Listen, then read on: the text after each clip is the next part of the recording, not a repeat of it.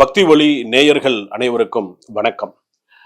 இன்றைய தினம் நாம் பார்க்கக்கூடிய அடுத்த பதிவு, அதாவது மாசம் பௌர்ணமி அப்படிங்கிறது நம்ம பார்க்கிறோம். மாதம் பௌர்ணமி.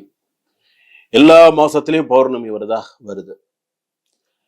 ஏன் சித்திரை மாசத்துக்கு வரத்துக்கு மட்டும் சித்திரா பௌர்ணமி அப்படின்னு சொல்லி வருது? ஏன் சித்திரா பௌர்ணமி அப்படின்னு வருது? அதுக்கெல்லாம் நிறைய விஷயங்கள் இருக்கு. இந்த பதிவு பார்க்கக்கூடிய, இந்த காணொளி பார்க்கக்கூடிய அத்தனை பேரும் நல்ல க்ஷேமமா இருக்கணும், சௌக்கியமா இருக்கணும், நோய் நொடி இல்லாம இருக்கணும். தமிழ் மாதத்திலே முதல் மாதம் சித்திரை மாதம். ராசிகளில் முதல் ராசி மேஷ ராசி. இந்த மேஷ ராசியிலே சூரியன் உச்சமடைகிறார். அப்படி உச்சம் அடையும் பொழுது சித்திர நட்சத்திரத்திலே சந்திர பகவான் வரும்பொழுது சித்திரா பௌர்ணமி என்று நாம் சொல்கிறோம். சரி, இந்த சித்ரா பௌர்ணமி அப்படின்னு சொல்லும் போது பாத்தீங்கன்னா என்னென்னலாம் நமக்கு விசேஷம், என்னென்னலாம் நம்ம பண்ணலாம். நீங்க இந்த முதல் பௌர்ணமி நீங்க செஞ்சிட்டீங்க அப்படின்னு சொன்னா உங்களுக்கு இதை விட ஒரு பெரிய பாக்கியம் உங்களுக்கு என்ன இருக்கு சொல்லுங்க. ஆனா நம்ம சில பேர் நம்ம சில விஷயங்கள் நம்ம என்ன பண்றோம், ஸ்கிப் பண்ணிக்கிறோம். இப்போ புதுசா எல்லாருக்கும் இப்போ ஒரு வேர்டு ஒண்ணு கண்டுபிடிச்சிருக்காங்க. எல்லாம் சும்மா சாங்கியத்துக்கு செய்யறது. எது சாங்கியத்துக்கு செய்யறதோ அது தாங்க சாங்கியத்துக்கு செய்யறது. எல்லாமே சாங்கியத்துக்கு செய்யறது இல்லை. அதனால நம்ம சித்ரா பௌர்ணமி அப்படின்னு சொல்லக்கூடிய நாள்ல சில ஆலயங்கள்ல பாத்தீங்கன்னா நல்ல விசேஷமான முறையில அபிஷேகங்கள் எல்லாமே நடக்கும். முக்கியமாக சித்திரகுப்த பூஜை அப்படிங்கிறது விசேஷமா நடக்கும். சித்திரகுப்தன் அப்படின்னு சொல்லுவாங்க. சித்திரகுப்த பூஜை விசேஷமான முறையில நடக்கும். சரி, இந்த நாள்ல பாத்தீங்க அப்படின்னு சொன்னா இந்த நாள்ல நீங்க ரெண்டு விஷயம் நீங்க தவற விடக்கூடாதுங்க. ரெண்டு விஷயம் நீங்க தவற விடவே கூடாது. நீங்க இந்த நீங்க வருஷம் இந்த ஒரு விஷயத்த நீங்க ஞாபகம் வச்சுக்கோங்க. நம்ம சாமி குருஜி சொல்லி இருக்காங்க, இந்த சித்திர மாசத்தை இந்த ரெண்டு விஷயத்த தவற விடக்கூடாது அப்படின்னு சொல்லியிருக்காரு. அப்படிங்கிறத நீங்க ஞாபகம் வச்சுக்கோங்க. முதல் விஷயம் என்ன அப்படின்னு கேட்டா, சித்திர மாசத்துல வர சுக்லபக்ஷ வெள்ளிக்கிழமையை தவற விடக்கூடாது. சுக்லபக்ஷ வெள்ளிக்கிழமைய தவற விடக்கூடாது. அந்த நாள்ல நீங்க என்ன செய்யணும்னு, வீட்டுல உங்களுக்கு கல்யாணம் ஆகாமல் இருக்கக்கூடிய பையன் இருப்பான், கல்யாணம் ஆகாத பெண்கள் இருப்பாங்க, திருமணமாகி புத்திர பாக்கியம் இல்லாத பெண்களும் வீட்டுல இருப்பாங்க. இத சித்ரா பௌர்ணமி அன்னைக்கு சுக்லபக்ஷ வெள்ளிக்கிழமையில பயன்படுத்திக்கோங்க. சுக்லபக்ஷ வெள்ளிக்கிழமையில காலையிலயோ சாயங்காலமோ சுமங்கலி பூஜை பண்ணுங்க. சுமங்கலிக்கு வாங்கி கொடுத்து சுமங்கலிக்கு பூஜை பண்ணுங்க. ஆணாக இருந்தால் அவன் கையினால, கல்யாணம் ஆகாத அவன் கையினாலே சுமங்கலிக்கு கொடுத்து பூஜை பண்ண சொல்லுங்க. பெண்ணாக இருந்தால் அதே போல ஒரு சுமங்கலிக்கு கொடுத்து பூஜை பண்ண சொல்லுங்க. அதாவது கல்யாணமாகாத கன்னிப்பெண். அதே போல கல்யாணம் ஆயிடுத்த தம்பதிகளுக்கு குழந்தை இல்லைன்னு சொன்னா கணவன் மனைவி ரெண்டு பேருமே சேர்ந்து ஒரு சுமங்கலிக்கு கொடுங்க. ஒரு சுமங்கலிக்கு கொடுங்க. அதிகபட்சம் 3 பேருக்கு கொடுக்கலாம். அதிகபட்சம் 5 பேர், 7 பேர், 9 பேர் வரைக்கும் கொடுக்கலாம். உங்களுடைய சௌரியம். ஆனா தவற விட்டுறாதீங்க. சித்திரை மாதம் சுக்லபக்ஷ வெள்ளிக்கிழமை, இத கண்டிப்பா மறந்துடாதீங்க. சரியா? ரொம்ப முக்கியமா ஞாபகம் வச்சுக்கோங்க. அடுத்ததாக நம்ம அந்த நாள்ல நம்ம என்ன முக்கியமா நம்ம அந்த நாள்ல நம்ம என்ன பண்றோம், முக்கியமா அந்த சித்ரா பௌர்ணமி அப்படின்னு சொன்னாலே முக்கியமா நம்ம என்ன பண்றோம், கிரிவல பிரதட்சணம் பண்றோம். எவ்வளவு விசேஷமானது கிரிவல பிரதட்சணம்.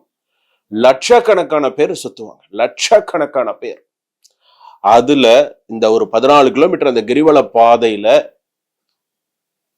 சில பேர் மட்டுமே, சில சிவனடியார்கள் மட்டுமே, சில பேர் மட்டுமே சிவநாம ஜபத்தை ஜபித்து கொண்டு, சிவபுராணம் சொல்லி கொண்டு, தனக்கு தெரிந்த எல்லா இதெல்லாம் சொல்லிட்டு குரூப்பா சொல்லிண்டே போவாங்க.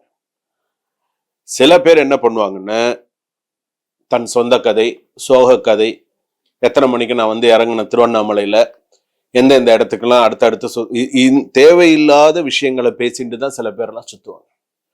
சில பேர் அந்த இறை சிந்தனையோடு தான் சில பேர் கோவில் சுத்துவாங்க. பார்த்திருக்கீங்களா? இறை சிந்தனையோடு கோவில் சுத்துறது. 14 அந்த சுவாமி அந்த 14 அந்த இதெல்லாம் எவ்வளவு ஒரு விஷயம். திருவண்ணாமலையில பிறந்தால் முக்தி எல்லாம் சொல்றாங்க இல்லையா? அந்த இடத்துல எவ்வளவு விசேஷமான இடம். ஆனா நம்ம அங்க போய் என்ன பண்றோம், சில நேரத்துல அபசகுணமான சில வார்த்தைகளை பேசுறோம், கெட்ட வார்த்தைகளை சில பேர் பேசுவானுங்க. ஒவ்வொருத்தரும் பார்த்தீங்கன்னா ஒரு மாதிரி இருக்கும், ஒரு ராகம்னு கூட சொல்லலாம். இப்பெல்லாம் திருப்பதிக்கு கூட்டம் வருதோ இல்லையா, திருவண்ணாமலைக்கு கூட்டம் அதிகமா வருதுங்க.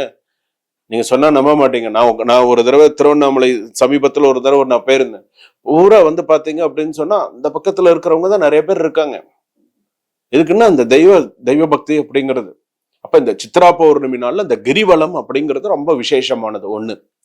சரிங்க, நாங்க எங்களால கிரிவலம் போக முடியல, சித்ரா பௌர்ணமி, சோ நாங்க கோவிலுக்கு போறோம், அம்மன் அபிஷேகம் எல்லாம் பண்றோம். நாங்க வீட்டுல என்னென்ன செய்யலாம்? சத்யநாராயண பூஜை பண்ணுங்க, விசேஷமானது. சத்யநாராயண பூஜை பண்ணுங்க, சிவ பூஜை பண்ணுங்க, சத்யநாராயண பூஜை கதை படிச்சு பூஜை பண்ணுங்க. யார் யாருக்கெல்லாம் சத்யநாராயண பூஜை பண்ணணும்ன்ற ஒரு பழக்கம் இனிமேல் நான் பழக்கப்படுத்திக்கணும்னு நினைக்கிறீங்களோ, சித்ரா பௌர்ணமில இருந்து பழக்கப்படுத்திக்கோங்க. இந்த விசுவாச வருஷத்துல இருந்து நீங்க பழக்கப்படுத்திக்கோங்க, அமோகமா இருப்பீங்க. ஒவ்வொரு பௌர்ணமியா பண்ணிட்டு வாங்க. சித்திரை, வைகாசி, ஆனி, ஆடி, ஒவ்வொரு பௌர்ணமிக்கும் ஒவ்வொரு விசேஷம் இருக்கு. பண்ணிட்டே வாங்க.